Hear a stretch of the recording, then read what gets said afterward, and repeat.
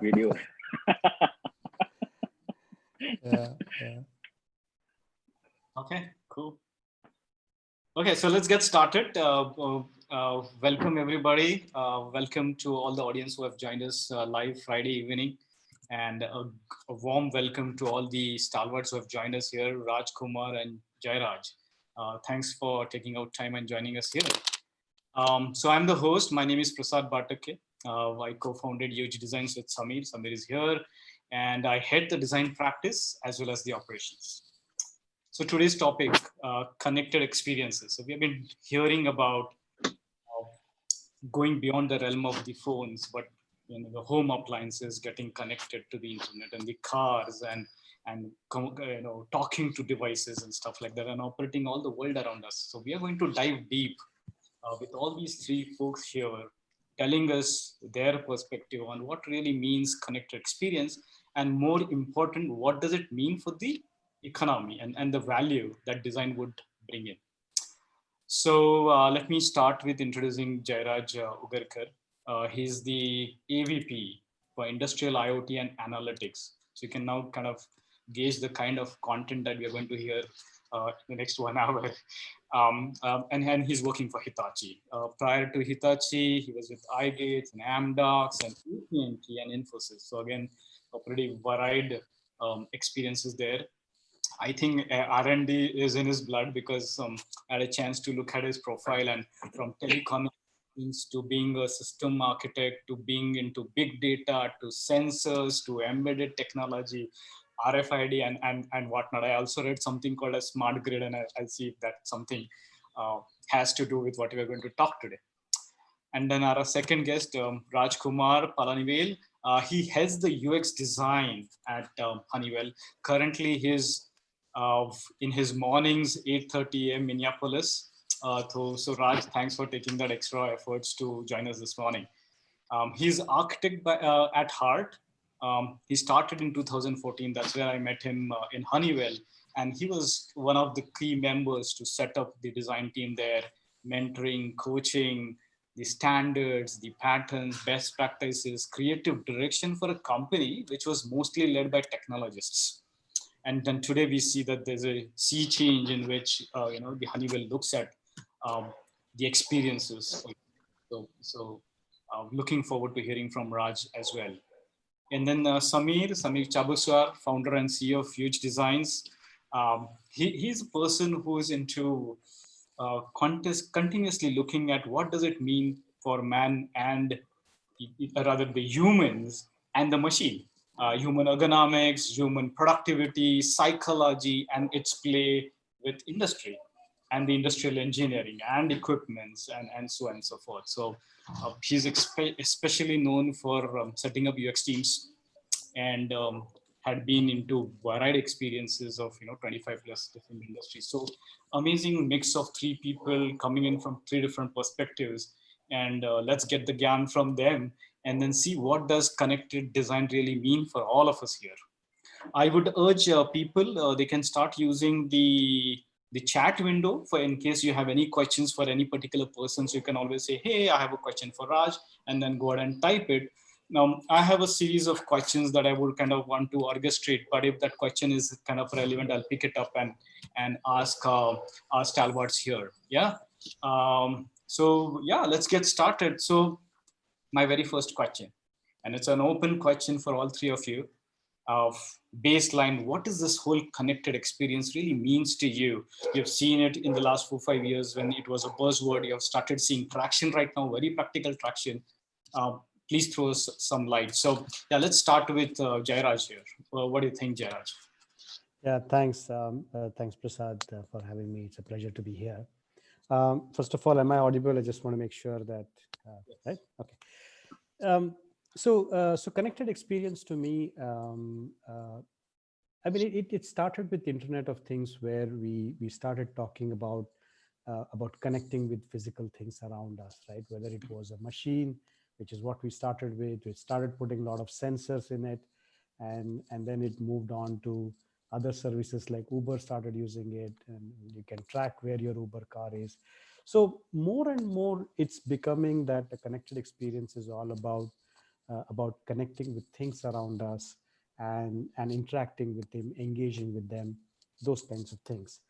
But I want to extend the connectedness beyond just these machines and what new technology companies like Uber and Zomato are doing, right? Which is all good. But I also want to bring in the perspective of how government services, especially in India now, are changing the game by making services also connected. And of course, if you look at other service organizations like hospitality and all, they also, of course, done quite a bit to stay in touch with customers. But while we talk about connected experience, I think we should also bring in the element of the enormous opportunities and the changes and the impact that we can bring by connecting government services to people. And I think that's where a huge amount of opportunities are there. And we have done some fair bit of work in that space, and I'll talk about it. But to me, that's what connected experience means, in which you are engaging with people through your products, through your services, and understanding them better and allowing them to engage with you. That sort of thing is what connected experience means to me. Back to you, Prasad. Yeah, thank you. Thank you. Rajkumar, you want to throw some light there? Yeah, sure. So I think I echo everything what Jairaj said. So the few things I would like to add here, right? So connected experiences, to me or to everyone, what we've been seeing in the recent times is about connecting different people in a different context, different equipment or asset and spaces. Like we live in an environment, like either you are at home, you are in a building, you're on the road, or you're in an airplane. So context, the identity of the person, and sometimes the human or people may not be even part of this connected experience directly. There are machines talking to each other, there are equipment talking to each other and delivering an outcome to an end user. Indirectly, sometimes we don't even get to feel that, right? So there are these upfront known things where you can actually, you can see it. There are things which you don't see it, but you feel it. You won't even know that it's happening in the background. So I would put it that way. And slowly, the things which you start to feel it and not see it are becoming more than what you see today. So that's what connected experience mean to me. Bringing in data together in a meaningful way, and the data can be manipulated in a positive way to throw some insights. It's not that we need to take some decisions on those insights or that information. Sometimes it just makes your life better, which we don't even feel, or sometimes, or don't even think that's happening around you, but things are getting better with these. So that's something I would really see that becoming bigger. That's what it means to me when it comes to connected experience. Yeah. So Jairaj mentioned about people, mask, and some interesting thinking is kind of getting triggered there. I'm very curious to see what does that really mean. And Raj Kumar, sorry, I'm going to make sure that we talk about Jairaj and Raj Kumar. So Raj Kumar, you mentioned about see well and eventually not see anything and just feel and not even feel at times. We're looking forward to those examples.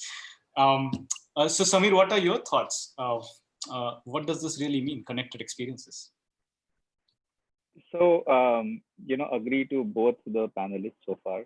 And I think it's a very interesting perspective to look at. One person is looking at connection of different entities with, the citizens, for example, government to citizens. And Raj is kind of philosophical today, saying, connected is everywhere. It's ubiquitous. It's, connections that you see and connections that you don't see as well, which is an interesting perspective from a lens of user experience, what we've been doing so far for all these years. I feel that it's a wider problem recognition and wider problem definition that has to happen. Not just, what is my current task and current context at hand. And the context is going to kind of broaden a lot. And therefore, connected experiences could mean really augmentation of certain capabilities that humans have. So when we, kind of do human factor studies, we always talk about capabilities and limitations of humans, right? I am seeing that the limitations are going to be lesser and lesser, and the capabilities are going to grow. Which means that if you look at the classical, function allocation problem between human and machine, it's going to be a little bit trickier because now the human can also probably do a lot of things the machine can do. And when we kind of look at it from that perspective, then there is research that is required that goes beyond the current task scenario, right? Today, if you have a certain software, let's say for CRM, you go and talk about, hey, what's your sales process and things like that. But imagine, the connected car experience now. The hero is the driving and the car, and not the technology that is connecting you, or even the app that has been there for convenience. So how do you kind of get into the user's life and ask more about his life rather than the task of driving at hand? So I see it as a mix of 2-3 things. Hope I was clear on that. Yeah. So all our world started with 20 years back. Probably we were into print media or looking at very hard analog world. And as designers, I'm speaking. Of course, for Jairaj, it would be probably physical, mechanical, and electronics and whatnot. And then we got into this whole mobile space and computers doing things. And today, all this become, as Samir used the word, ubiquitous. How it has kind of impacted your businesses, customers' lives, and probably the end user's life. If you could pick up an example or two and share with the audience here, how does this really bring in the change at all these levels? Business, customers, and the end users. Jairaj, you want to go ahead? Yeah, sure. I'll again take two examples, and I think this is a pattern that I've been seeing for years. It's not new. A lot of companies are jumping into making their products connected, and they are succeeding to various extents. But I think what is missing is what do you do after that? I'll take the example of a car, right? Again, it probably not very well advanced, but let's say, for example, if a car is really, really smart and it captures all the information about what is right, what is wrong, and it engages with the customer, right?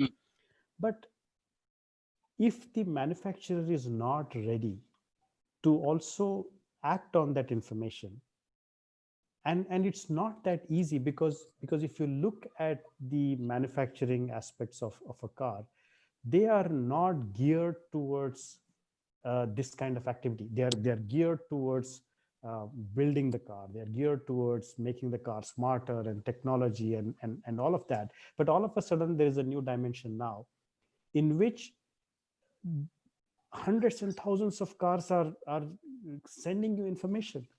So you got to be better prepared for that. And I have not read any company thinking about in detail. Yes, there are companies like, for example, if you look at Rolls-Royce, yeah, they are working quite extensively on getting the data from their aircraft engines, and I'm sure Honeywell is at the forefront of such things. But when you get into consumer space, you have to figure out how you're going to now deal one-on-one, because the customer, when he sees a light beeping on the car, he expects the car manufacturer to know that the red light is beeping, and you tell me what to do now, right? So I think that's one impact, that customers have to be prepared.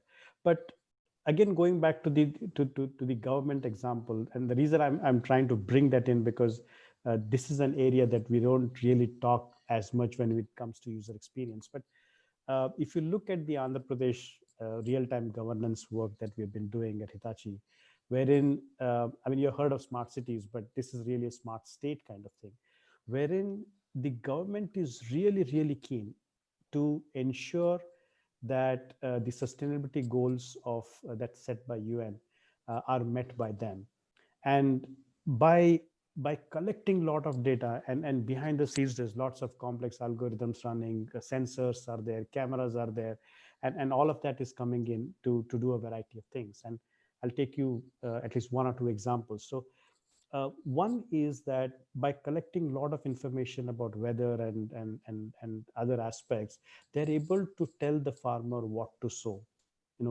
If he responds by saying this is the type of soil I have, and these days everybody has a soil card. Now imagine the impact that this has, because now you're guiding the masses in a scientific way to do to do something. And to me that is powerful. Similarly, in the same program, we collect a lot of information about the healthcare side, and when a woman gets pregnant and first registers at a local government hospital, there are schemes to keep track of her health records, of the baby's health, and all of that. And we may not associate this with connected experience or user experience, but that's where I want more focus to go, in terms of how an enterprise, whether it's a government or a private company, how do you figure out to engage one-on-one, because you're not used to doing that, right? So to me, that's where the impacts are going to be. There's a lot of thinking that we need to do in terms of solving that problem. It's good to be connected, but what to do after that is the question. Yeah. That's the message. And I think if when you said the word impact, we have to keep that impact that we want in mind when we put all these processes, Absolutely. in place, and the orchestration and the design of things. Yeah. Rajkumar, you wanna throw your... Sure. So from an impact perspective, I can think of two things. One is definitely an impact which is happening to the end users, and also as customers. In our case, like for example, we do lots in buildings, and then there is an impact which I think is happening to the organizations, like how they actually look into things in delivering these outcomes. So let me start with the business aspect from the customers and the end users, right? So to give an example, in a building scenario, when somebody is operating a building where there are hundreds and thousands of occupants in the building, be it employees or visitors, there are a lot of positive impact which are happening because of this connected experiences.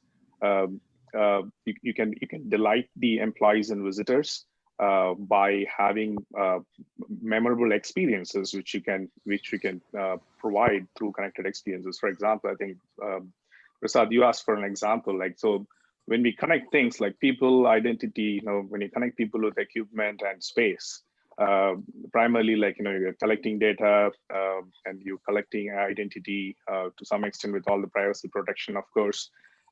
So, you don't wait for an elevator these days. Like, we are moving towards in the future where the elevator waits for you when you enter the building.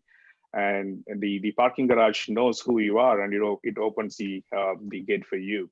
So like these, and you walk up to your desk, the desk gets adjusted as per your preference. So there's this kind of magic which happens around you, and you can choose not to have that experience, or you can choose to have that experience. It's all up to you. It's like, you control what you want to do, but you get more control over how the spaces and the ambience should be functioning around you, which is a very good impact. So that is that's what generally the customers provide to the end user. So I would put it like there is somebody who's providing these experiences to an end user, and then the end user who's getting benefited with these. Again, to take another example from a building scenario, the way how we respond to an incident or an event which happens in the building, it could be a threat, it could be any other anomaly from a safety related perspective. So when we connect things, unlike the olden days, we are able to act faster, we are able to respond faster. And this actually helps save people's life. Like say if there's a fire, we are able to detect fire, early fire, right? And then you're able to, if your fire systems are connected to your safety systems, you are able to open and disable the access doors, and it all opens, and your HVAC goes down and it shuts off so that the AC doesn't, the air conditioning, the fire doesn't spread through the air conditioning system through the building. So, and then you can also keep a watch if the evacuation is 100% and you see somebody stuck in the building, and you're able to see all this and operate in a different environment altogether. I'm sure this is applicable for smart cities, smart state. Smart state is an interesting thing I'm hearing, Jairaj. Yeah, That's really good. Uh, so these are some of the aspects what we are seeing from a benefits perspective impacting it, and also another big positive impact would be, end of the day, cost, right? How do we save cost when you particularly operate a large mission, or a large like city or a state, or a building, for example? When you connect things, you know exactly what you need to do when and what you don't want to do when, right? So that helps. Like for example, if there are no people on the floor, we are able to shut down the lights, we are able to shut down the HVAC systems, and over a period of time, there's a huge cost benefit indirectly contributing to your going green, or your other sustainability metrics, like your less carbon footprint. So these are like huge benefits what connected experiences or connected things bring together. Um, and I would like to highlight one more thing: what the impact is bringing to the business, particularly to the organizations, be it anybody who's into this business, how it's impacting their business. And I would kind of look at 3-4 aspects in that. One is that when we deliver, or when an organization is looking at delivering a connected experiences, the entire business model changes. Like, how do you go and sell it? You're no more selling a single bespoke solution. And so how do you package this whole thing and sell it? So your business model would change. It's not going to be the way how we've been selling things before. It's like a one-time product. It may not be even a monthly recurring revenue. So there could be new business model based on outcome. Like you promise the customers, say something, hey, I have this connected experience. This is going to give you certain outcomes, and going to charge you for the outcome. So there's going to be a huge impact and change in how we do business in connected experiences. And then when it comes to us, right? I mean, I'm very close to this, like user experience and design. Um, so I think that people and the skills, there's going to be a huge change or impact in the skills we need to deliver these. No, I mean, UI design, mobile app design, it's good, but we'll be looking at, I think Samir brought a good point, ubiquitous and multimodal. There could be other modalities how we need to deliver these connected experiences, and that needs new skills, or we should start looking at newer ways of delivering these outcomes. So there's definitely a skill part in an organization how this would impact. And same thing with how we discover the requirements. Like we do go and do a research, be it a generative research, ethnographic research. Now, when you look at connected experience, you're not looking at the one thing, right? So you're looking at the end-to-end experience of perhaps a day in a life of a person, or a day in a life of a building, or a day in a life of an equipment. So that would invite us to think differently on how we want to actually conduct the research.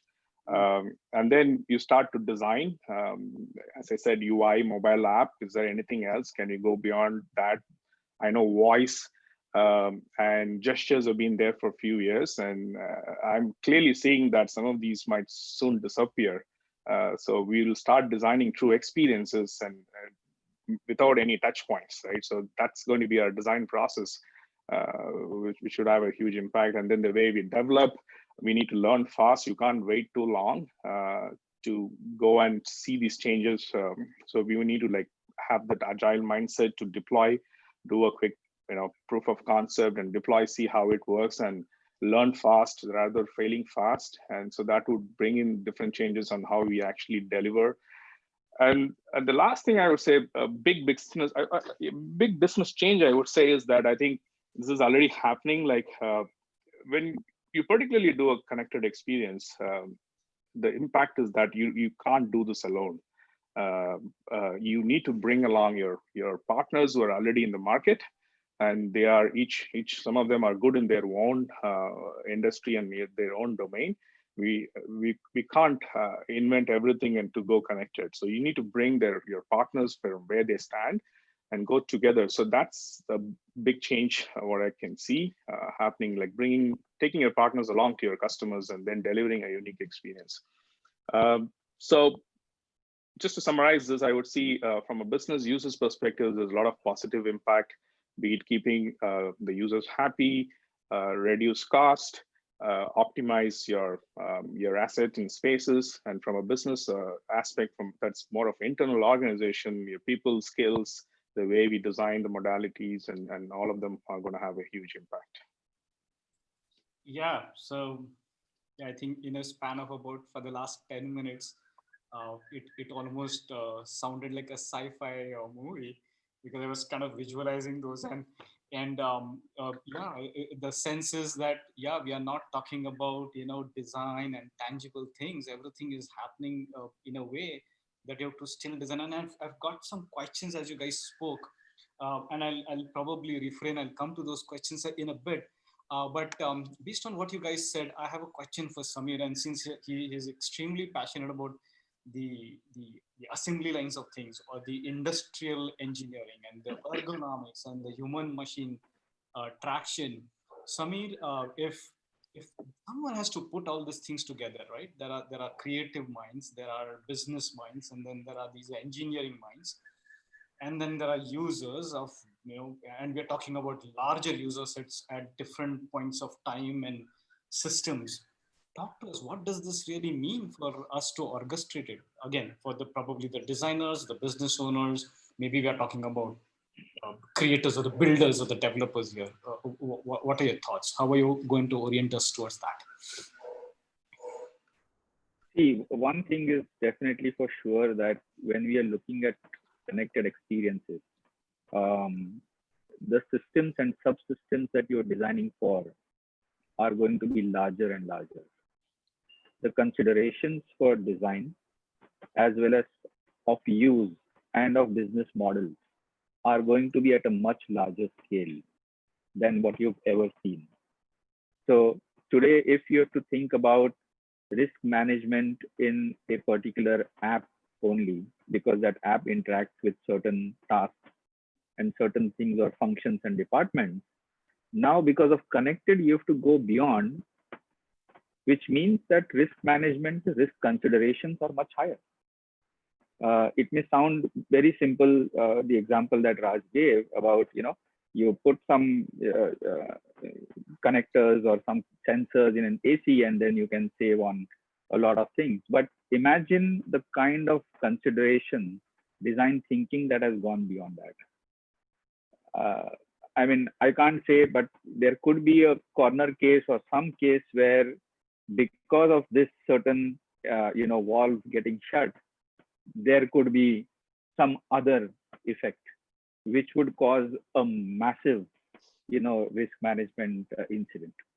Yeah. Right. So, and these are the considerations that I don't think we are equipped right now even to look at. And I'm not saying that at the start of this, everybody should know all the scenarios and all the risk management things. But one thing is for sure, it's going to get bigger, right? So people have to kind of rely on each other for different expertise, which also brings me to another point, that you have to be more empathetic towards each other's expertise and also know a little bit more about each other. So if we are considering, the classic three-circle model, the business, design, and then development, so feasibility, viability, and usability, then they have to overlap much more now in the connected space, because a certain consideration of technology or design can completely impact the way business is run, or a business consideration and design consideration can change the way the technology happens, right? And therefore, this is very, what I would say, close collaboration that is required between all these three parties. Mm. There is the second point I want to mention is about the design trade-offs. The trade-offs that actually each party needs to be done are much more in connected experiences than when you had a smaller system, which is kind of asynchronous. Um, and when I say design trade-offs, because we come from a design background, but you can't ever say, hey, this is the best design in the world, and you go and take it, because there are going to be implications of that particular design on the real life of people. And the third thing I would say is test, test, and test. Rigorous testing right from the beginning, because you have not encountered such things. And as Raj was talking about connected experiences and some of the successes, I was looking at the space and saying, these are good and great examples from the B2B space, right? When it's machine to machine connectedness and manipulation, then it happens very easily, right? But when you come to this side, the B2C side, it's difficult for even humans to adopt and adapt to this connectedness, because it's not natural. It's a little bit more artificial, right? And so if you look at examples of even B2C connected platforms today, or connected things that are there, it may be a car, or your some kind of IoT device, or a FMCG product in your home, people are only providing convenience value. And the real value, long-term value driver has not yet taken shape. So businesses are also struggling to find out, hey, yeah, I gave a nice, beautiful app to manipulate the car, but really, is it going to drive long-term value? Mm-hmm. Right? So it's much more difficult on the B2C side than the B2B or machine-to-machine side. Connecting machines and people is going to be a real big challenge. Yeah. So I think you alluded to the question that I had written for myself as to how do you test this? Right? Isn't testing of a mobile app is way too easy. So I would like to kind of hear from any one of you, what has been your experience of, hey, we orchestrated this, we put a system together, and yeah, before we could even cut the ribbon, it should work. So how did you kind of, tested this and said, okay, now, okay, let's cut the ribbon, it's a huge responsibility and multiple orchestration of things. It's just not just one thing, right? Do anyone of you want to talk about your experiences there? Perhaps I can start. So testing, I think it's a great point, Prasad. I think it has to happen in twofold. One is that uh, we have a problem in hand, like what problem are we trying to solve? And then we come and put together a proposal or hypothesis that, hey, I'm going to provide a connected experience for some benefits, right? So when we start doing it, as I mentioned before, when you are extremely agile, the first fold is that we go and test this, and we can test this with a smaller sample size, a small users, and then try and see what we're trying to achieve is getting accomplished or not. So rather going and cutting a ribbon with the mass, like, hey, I have this connected experience, and I'm sure that not in organizations don't do that today. It happens with a small subset, small set of customers, small set of users, and then we test them, reiterate, going back to our drawing board, basic design methods of iterative design, and then make them better. And we can keep measuring this before even we cut the ribbon. And then after cutting the ribbon, it's pretty straightforward, but we'll be doing continuous evaluations. Bottom line, as you said, I think Samit brought in a very good point, like B2C side, right? So B2C side, coming to connected experiences, the trend, what I'm noticing or we are seeing, consumers may not want to pay for any of these experiences, right? Somebody's providing these experiences, and that is the provider makes money, and the consumers don't want to. I mean, how many of us want to pay for an app which gives a connected experiences, but you pay for something else, and the experience is expected to come for free, because that's how I think from a recent research, what I've been reading is that's the mindset what we have today. Like if you go and sell the, hey, I'm going to give you a great experience and you got to pay for this, it's not going, it may not work, right? It may not be same for all situations. But coming to evaluation, B2C, B2B, the evaluation methods would be different. If I take a B2B example, like say again, I can give a buildings example. Like when we put a connected experience in a building, the way how we should measure or how anyone would measure is like say you're delighting your occupants. So an occupant feedback over a period of time, how they feel about it, right? It could be a simple star rating to a qualitative or quantitative survey of how their lives have changed and made them more productive or delightful. That's something. And then if you actually look at your other things, like, so why do we do connected experience, right? So there are like 5-6 things for a reason. Well, of course, experience is one, and you want to save cost, you want to be more responsible to the society by reducing the carbon footprint, and you want to retain talent in our space, right? So if you give a great experience to the occupants or end users, they love coming back to you, right? Be it a retail store or be it a cinema hall or a multiplex. When you provide certain connected experience, they love the experience. And or hotel industry, when you walk into the lobby and you get greeted by name, and your room is ready as per your preference, your drapes are set, your lighting, mood, and everything is set because they know you're coming. So this gives a personal connection with the brand and the organization with the end occupant. And then all these are going to show up in the balance sheet, right? So once you start having this connected experience after cutting the ribbon open, if you can simply look at your energy bill, right? You can, I mean, in certain ways in connected experience, particularly in buildings. If you look at your energy bill, what you've been paying before your connected experiences and after your connected experiences, if you are seeing a clear change and reduction in cost, there you go. And that indirectly is helping the society by going green, right? If you're reducing costs. So, and then look at your incidents and accidents, like any anomalies which happens in your space or in the city, in smart city or be it smart state. There's some reasons why we are putting the connected experiences. So if it's reducing your crime rates, if you're reducing your incidents, your theft, these are all measures to directly tell you that this is what the connected experiences is bringing in, right? So these are a few things I could think of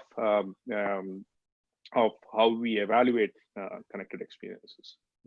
Yeah. So Jairaj, I want to further this, take this further. So we spoke about testing right now and making sure that it works. But I'm sure there is also this thought of using these technologies to even prevent. So most of the time it does happen that, if there is a fire, then we will react. But if you could share some of your examples, and since you've been talking about at a very large level and a state level, if you could share some examples, if you have to orchestrate something like this for prevention, what does this really mean? How do we anticipate? And how do we find for that? Yeah, I'll tell a story and probably take a minute or two more. Way back, I think a couple of years ago, we were, as Hitachi, we were bidding for the intercity express trains in the UK. And Hitachi was the most expensive. And the reason was because of, the Japanese mindset of actually doing everything manually. That's what they take pride in, and they don't want to do anything any other way. But because it was in Europe, the expectations were very different, and we ended up being the most expensive one. And we realized that we were cheap on many fronts, but one place where we were getting hit repeatedly was the maintenance aspects of train. And in Japan, they manually inspect every train every day, or whatever is the frequency that comes in. And if you do that in Europe, with all the costs and everything associated, it was working out quite high.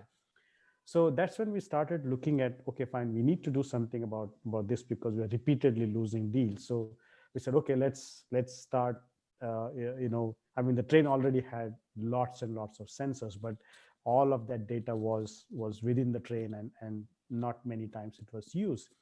And the challenge was that the trains roll into depot at around midnight, and the train has to leave by 5 a.m. in the morning.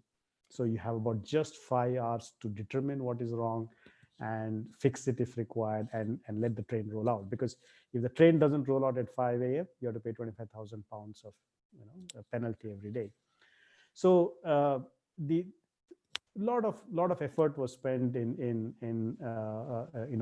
connecting with the train and all, because the sensors were there, the data was already there. So we had to just make sure that we get the data out and send it to a centralized location, and that turned out to be really beneficial, because now we started getting data about the malfunctions and the error codes and all of that of a train while the train is in motion. So by the time the train would come in around midnight, you already know exactly where to look for, if there is a problem. You don't have to check the whole train at whatever frequency you used to do, but rather go and check that specific things. And these are simple things, like, for example, if the door doesn't open in 2 seconds or doesn't close in 2 seconds. So these are kinds of things, right? But the amount of data we were getting was enormous and all of that. But sometimes you don't understand the kinds of impact that you can do by these kinds of connected experience, because we were able to win the entire intercity express deal for the high speed Hitachi trains that now run. We have significantly brought down the costs of maintenance. Our error rates of trains not going out, or trains that have gone out but have malfunctions, has been significantly reduced. So I think experiences like this really teach you that there is so much you can do if you plan it and if you take time and do it. So that was one good example that we had recently. Yeah, I couldn't uh, imagine that. Yeah, why can't you just look at the data for running train? Why it has to come to the yard and then you start your work and sweat it out in the middle of the night, or past wee hours of the morning. That's interesting. There's a question, and I'm going to kind of mix my question with the question that I have, and again I would leave the conference open to kind of see who wants to answer this question. So the question says here, can you help us understand composition and working of a team that is constantly working on futuristic solutions? What could be a research brief, and what could be a starting point essentially? And because we spoke about building hypothesis, can you suggest some interesting briefs that a design researcher could take up in the Indian context, in the realm of connected experiences? So Sure, I can take. See, one of the things that I think connected experience has to get into is, I still feel most of the connected experiences, or at least the thinking behind it, is one dimensional, which means the product is saying something to you, uh, uh, and it gives you a lot of information. I'll take the example of public transportation, right? So these days, as you can see, there are apps that tells you when the bus is going to come, and if it's delayed, then how long it's going to be delayed. But what it doesn't tell you is, why is it delayed? And this is where my pet peeve is, that the experience should not only focus on the happy part. The experience, when you're doing research on these kinds of things for a design team, you should also look at other dimensions of what I. So for example, if I'm waiting at the bus stop and you're only telling me that the bus is delayed, I mean, it would irritate me, right?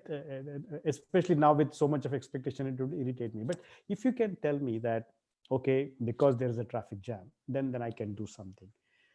Now, I want to add another dimension to it. Don't just tell me, what is happening or why it's happening, which is the second dimension. Also, what can I do? And this is where the concepts of ontology come in, right? Wherein you're building relationships between people and processes, and this public transportation can tell you that, okay, look, I'm stuck in traffic jam. I don't know how long it's going to take, but I would suggest you another route, or I would suggest, don't wait. So something like that. So there has to be other dimensions of engaging with the consumer, and I think that is where more research has to go in, wherein you're not only telling why it is happening, you're not only telling what to do, and if possible, bring in the concept of situational awareness. And Raj would be very familiar with this whole situational awareness concept coming into buildings. But I want design teams to also provide awareness of what is going on, why something is happening, why something is not working the way it's working. And in situational awareness, you have to bring in aspects of data from other places, right?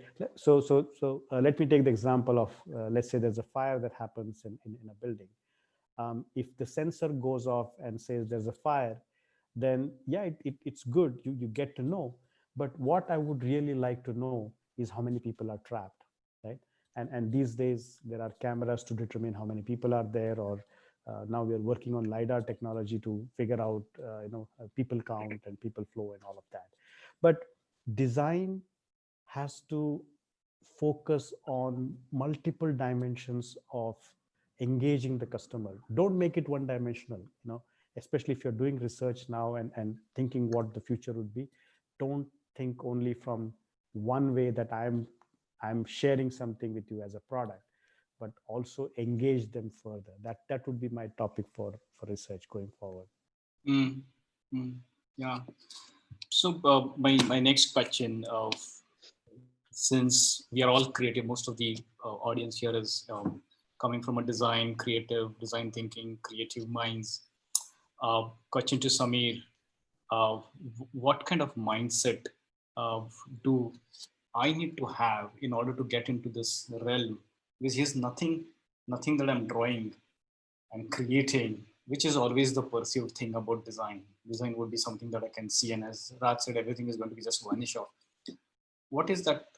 What should be the mindset, or what kind of behavior I need to move into to be able to? Yeah, I'm good at UX design for mobile apps and UI design, but how do I design for nothingness, or whatever we have been talking of? Because there are tangibles.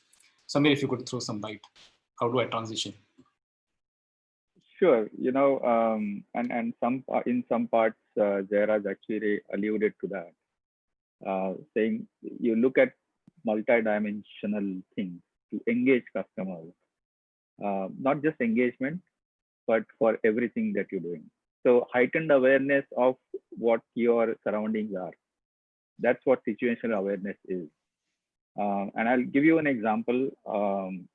It's 20, 25 years ago, not the connected experience, but when back I was industrial engineer. And we used to be tasked with knowing what is the best way to kind of create an assembly line, for example. Let's say in a steel plant, final product, we want so much production, management used to say, we need that. And then we used to study the entire process, entire plant, end to end.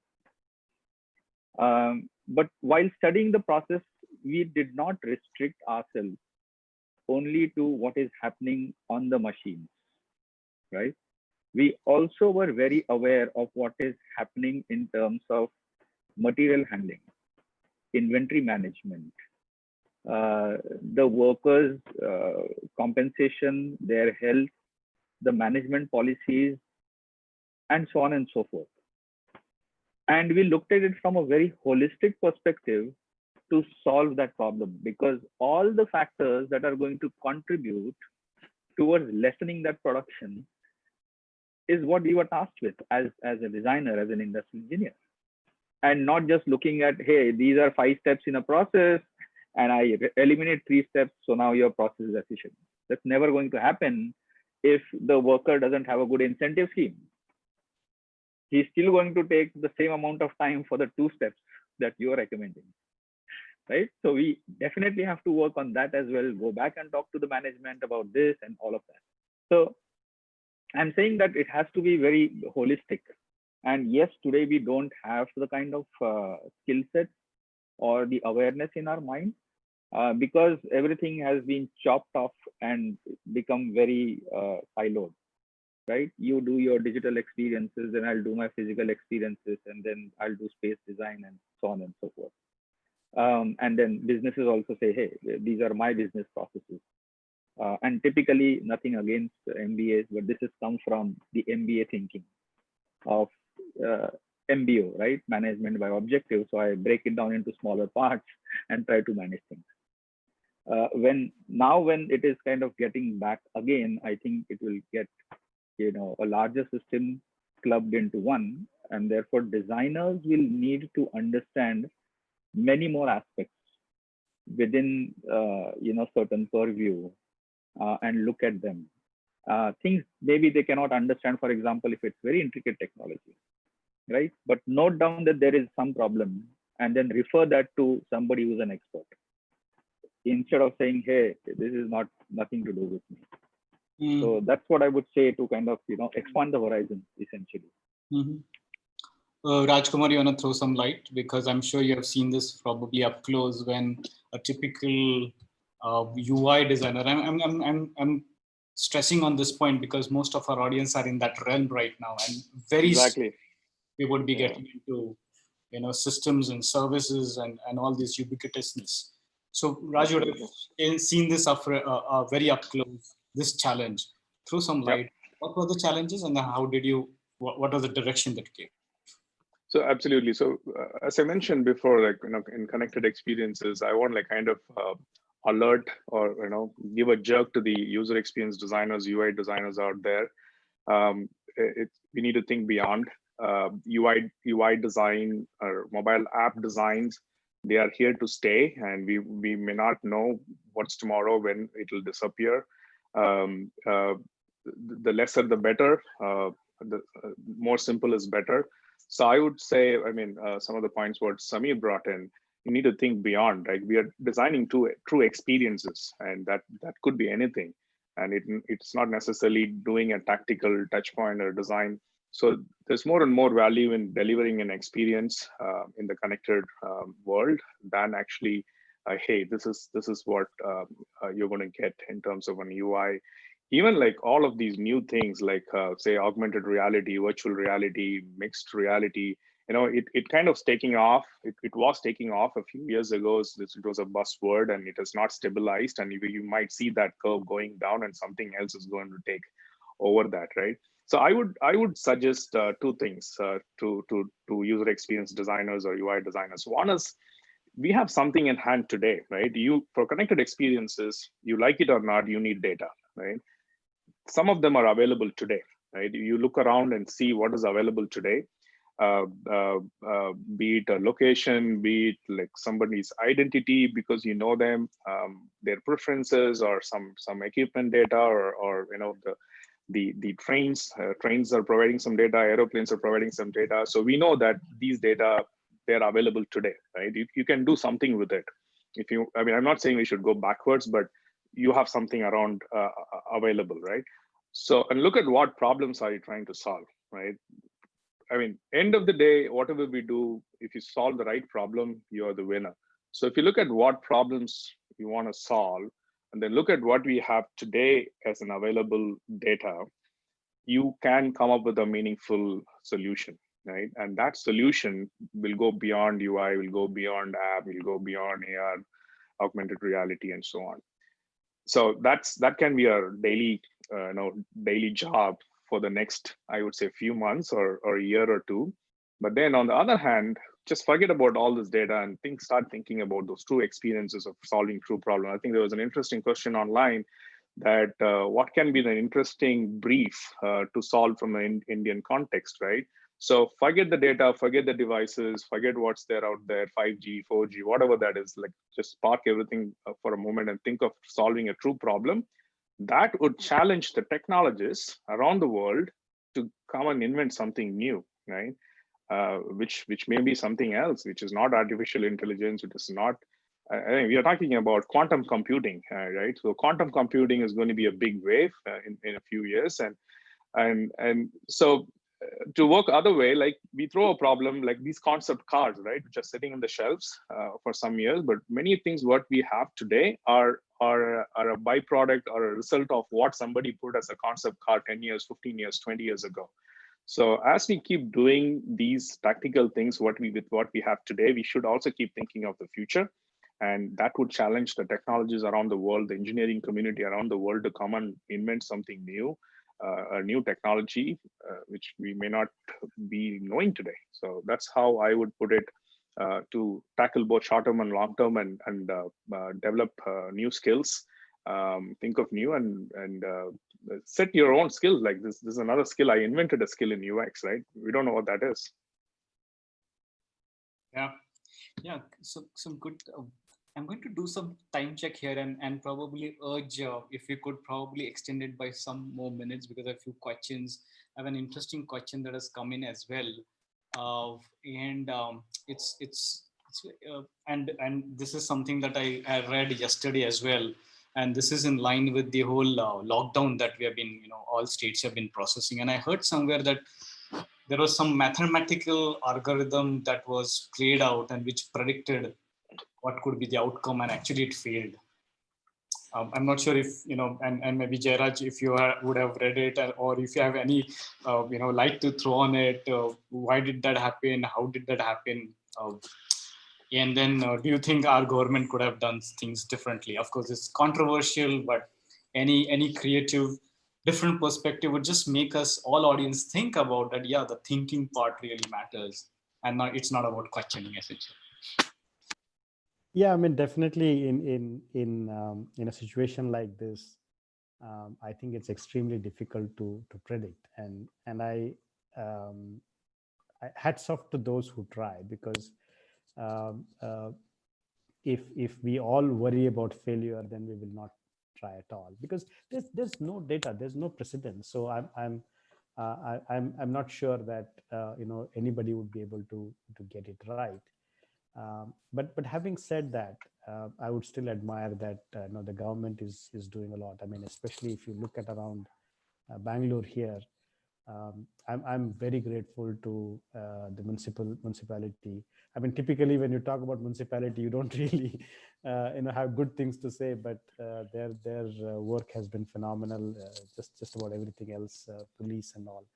So I think while we can always look at all of this data and try to predict and all of that, but it's important that we do what is necessary and start focusing on those, and not worry about what's going to happen 2 or 3 or 4 months later. And as such, there's so many other good incentives or sorry initiatives are being taken. I mean, these days I see that so many of people living in the apartments are now contributing to food, clothes, and all of that. So it's just that I think we all have may have failed in predicting, but I'm pretty sure that we have failed. We have succeeded in coming together and becoming or making the society better. So that's what I would say. I would like to add a point here. There's a great question. Like, so predictions, I would, okay, to me, you predict something, and I'll be careful with this word failure. I would use learning, right? So when we predict something, again, as the word stands for, you're predicting, right? You could be completely wrong, and there's a percentage of prediction you can be correct. So the things in connected experience, what we can build, or it is already happening out there, is learning, right? So there's a continuous learning, the algorithms, and the machine is learning and correcting by itself. So your predictions become better and better over a period of time. And the earlier actually you fail and predict and fail is better, because you get to learn more. So these are machines learning on its own and correcting itself. So predictive whatever that you're predicting, it gets better over a period of time, and there's more data available. The failure also gets into our data and feeds into it, right? So I would say predictions with learning, right? Continuous learning is a key in these connected experiences. Mm-hmm. And also the other thing I'm noticing is that since we talk to a lot of cities, now making or managing these kinds of pandemics or health healthcare issues, whether it is dengue or chikungunya, is suddenly becoming very prominent. And smart city plans or projects are now also looking at some kind of mechanism to better understand what is happening, and how to manage that, and also uh, uh, other aspects, like government is very keen to ensure that economic activity comes back. So uh, it all boils down to like you said, we have failed at few things, but it's more a learning rather, I would say. I really agree with that point Raj made. It's more about learning and learning how best to handle these kinds of things the next time it happens, right? So Mhm. that's been pretty good. Mm. Okay, interesting. I've written down a few things here, but again, in the constraint of time, the, the last question, and if time permits, I'll probably sneak in my question as well. But um, quick one, all three of you. Let's start with Samir. Samir, thoughts on what does future of this connected experiences would be like 5, 10 years from now? What do you think? I mean, in the far future, it's going to be like, probably I'm watching too much Netflix these days, but it's going to be really, connected everything, everywhere, all the time, right? And there are some, I would say, concept cards in a way, where you can take all your brain power and put it on the cloud and things like that. So in the far future, that's going to happen. In the midterm future, I feel, from a user's perspective, um, sometimes I go to the TV, and try to swipe. Okay, that's going to be a protracted thing in the midterm, because what is connected, what is not, is going to happen more and more, right? So, but in the near future, I think we'll have to take it slow. As the technology is definitely going to lead this, and I think somehow it's time to also lead the connected experience by experiences. Even last 20, 30 years, technology is still leading, and this will also be led by technology.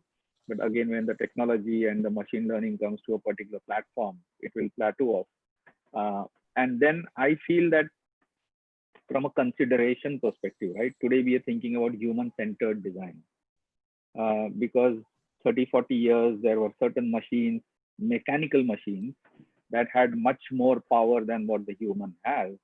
Now it is combined with the brain power. And now those machines, when we talk about AI or real AI, which is still not here, it's going to be much more power than what the human has brain-wise. And with the expansion of these particular systems, the considerations of not just it will not remain human-centered design. It will be human and maybe AI-centered design, or human and humanoid-centered design, and there will be multiple combinations of these. So that's what I think will happen in the coming future. Mm-hmm. Okay. Jairaj, you want to throw light? Future. It's probably going to be scary, I would say, because I mean, I love technology. I live, breathe all of that. But um, the more we are making things connected, the more we are we are we are exposing ourselves to things we don't know. We don't know what is going to come, and to me that is scary. And there are so many examples. I know we are out of time to take one of those, but um, the connected experience, to me is little scary, and I think we all should be very careful on what barriers we should consciously not cross, and stay within that. Back Mm-hmm. to you, Prasad. Yeah. Okay. Rajkumar. Sure. So to me, I think few things might happen. One is that I think, picking from Jairaj's point, I think if you go back many centuries ago, right, or like even BCs, how we were living, right? We were sharing everything with everyone, right? We never put any constraints on what we are sharing. Everyone, all were able to see what's happening around you. It was so open, and it was we who put all these protocols and all these things in place to restrict what we want to share and what we don't want to share. So I think we'll go back to that age, digitally, right? You'll start sharing everything. Everyone might know when you wake up, when you sleep, and you can choose to control if you want to, and it gets connected for certain reasons. You get benefited, and if you don't want to get benefited, you don't get connected, and that can be more apparent. I know we have seen Facebook and other communities and social media platforms, how data is getting exposed. But if you have better controls of all this in the future, I think we're going to be like as transparent, as open book as possible, so that you get benefited. Whether it's a matter of privacy versus convenience. If you throw up your privacy and you get more convenience, and it's up to you for individuals to decide. And it's not that you need to give up everything. You can control certain things. And then from a design perspective, it's not scary, but I clearly see UI and apps might just disappear. And this is like maybe in 10 years from now, like you may not like need a mouse, you may not touch, you might just talk to air. You look at everywhere, like everywhere you walk around the building, around the city, in the plane, like, you'll be able to kind of control certain things with your eye movements, and anything can happen. So that's from that perspective, that the modalities and be ubiquitous and multimodal, and a lot of things, exciting things are going to happen. Scary, but it will be magical, and it's the way how we change our mindset and accept things as we move forward in connected experience. Wow, cool. Yeah. Very well. Yeah, so I think that brings us to the end of this, webinar. Would be fun to actually continue, but it's a Friday evening, and I also want to do a time check because Raj, your day is just started, and I'm sure there's a weekend starting here, and but yeah, if we would probably would do part 2 to this, because I just thought it was just the beginning of where we are going towards. And when we look at the identity part and the convenience and this balance that you spoke, Raj, and Jairaj, when you spoke about talking about at a state level, right? And when Samir spoke about, hey, how do you just do it? Where do you start and how do you orchestrate and still make it foolproof? Would love to probably see if we can do a part 2 on this. And if you guys are open, would love to invite you over again. So with that, I would like to kind of thank you and thank the audience for some lovely questions and spending time with us this Friday evening, I would say. So thank you so much. Feel free to write to us on info@jewishdesigns if you have any specific questions, follow-up questions, and some topics that you want us to cover in our subsequent webinars. We would be happy to host lovely people the way we saw today. You can also recommend people whom you want to see in this webinar, and we'll be happy to kind of host them. So thank you so much once again to all the participants. Talwart's here.